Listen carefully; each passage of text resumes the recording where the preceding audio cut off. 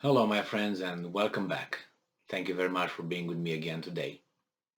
I don't know how familiar you are with Japan, its history, its culture, and its politics. Well, today we're going to talk about the American personnel stationed and not only personnel stationed in Okinawa. That's in our and some islands in the southern part of Japan. And as you know, after 1945, after the September 2nd, 1945, where Japan signed its unconditional surrender to United States of America, United States had deployed armies. So Japan is and still is, if you want to call it that way, under the American occupation, as is also Germany. It's not under Russian occupation, it's under American occupation. Obviously, some people might argue that the Germans and Japanese could always request those troops to leave, but they say no, we want them because of keep them as protection against external factors, China, Russia, whomever. So therefore, they don't have to pay and pay money in in the military. I mean, building its military might. Therefore, they're saving money and they could economically provide for their population while the Americans are stationed there. Now, in Germany, there were about 70,000. I think it's still 70,000 American troops over there stationed. 70,000. That's a I don't know. It's a lot, I would say. Now we find out that it's always been a movement in Japan, pro and con, American troops being stationed over there for various reasons, obviously.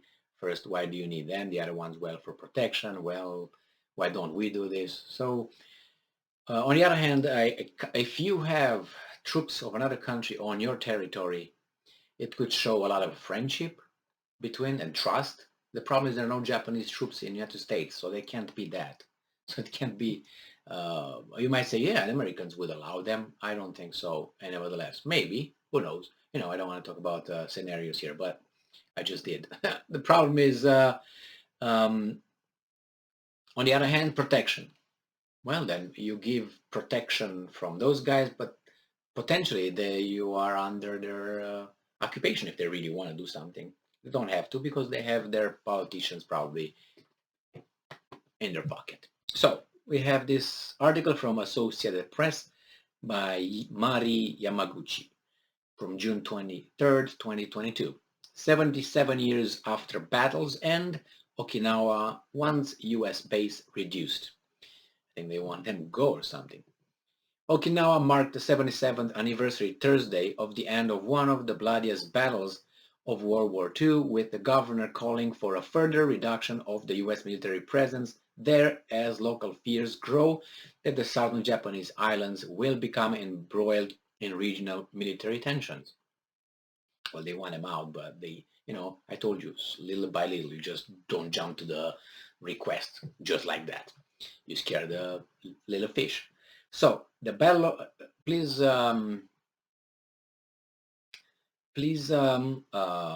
note the words used here, and that's very important.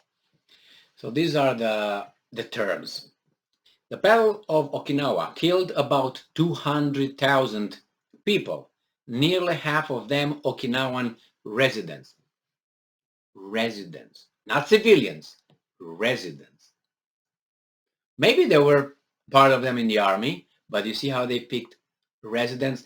Now, what if, let's say, from half of them, so from 200,000, let's say Russia, let's say, invades Ukraine and, I don't know, attacks, let's say, Kiev area, okay? Because the Okinawa Islands are small, are not. No, let's say Kiev would be enough as a surface. And in the battle, they killed 200,000 people, out of which half of them are Kiev's residents slash civilians. How would that be called? Exactly. That's exactly how you would call that. Yes, thank you very much. Now, according to these guys, United Nations, don't get me wrong, every innocent life is a tragedy. that is lost, right? Boom. Someone dies in a war, that's a tragedy, including the military personnel. They're humans, right? But nevertheless, these guys now, the United Nations figured out that about 3,500 Ukrainian civilians died as casualties in the Ukraine-Russia scuffle, invasion, war, whatever you want to call it, however you want to call it. And they called war crimes and all that and so on. How about that? Should we just call people post-mortem criminals of war? I mean, that's 100,000 people, civilians, residents, 100,000 people. Can you imagine? All right, back. People. So imagine that's 100,000 people dying in what? In how long were the battles? I can't give you a timeline because I do not know. I could look, but it may be months, weeks. I'm not certain, but it's definitely not a year or something like that. The Battle of Okinawa. And nevertheless, 200,000 people, half of them were civilians or residents. So many in Okinawa, it says here that nearly half of them Okinawan residents. Japan's wartime military, in an attempt to delay U.S. landing on the main island, essentially sacrificed the local population. That's what it is. Post-mortem, charged. Many of in Okinawa are worried that the growing deployment of Japanese missile defense and amphibious capabilities on outer islands that are too close to geographical hotspots like Taiwan. At the ceremony marking the June 23rd, 1945 end of the battle, about 300 attendants in Okinawa, including Prime Minister Fumio Kishida and other officials, offered a moment of silence at noon and placed chrysanthemums for the war dead. The number of attendants were scaled down because of coronavirus worries. Well, they tried to abolish this guy. It's a Governor Denny Tamaki vowed to continue efforts to abolish nuclear weapons and renounce war in order to never let Okinawa become a battlefield. In May, Okinawa marked the 50th anniversary of its reversion to Japan in 1972, 2 decades after the U.S. occupation ended in most of the country. Today, a majority of 50,000 U.S. troops based in Japan under a bilateral security pact and 70% of U.S. military facilities are still in Okinawa, which accounts for only 0.6% of Japanese land. I told you. That's so 50,000 troops. In Okinawa, there's 70% of them, of a mass land, surface of 0.6% of the total Japanese land.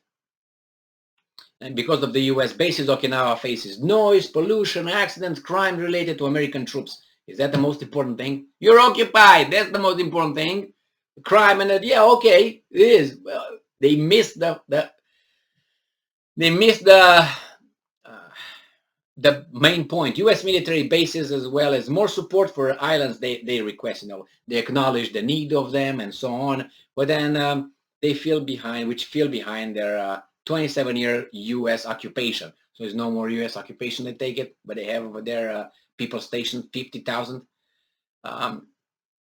It says that Kishida, citing the worsening security environment in regional seas in the face of threats from China, North Korea, and Russia, has pledged to bolster Japan's military capability and budget in coming years, including enemy attack capabilities that critics say interfere with Japan's pacifist constitution.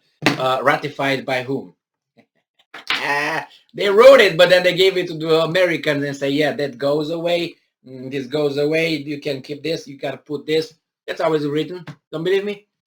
2 clicks away if you don't have books. But if you have books, then you already know.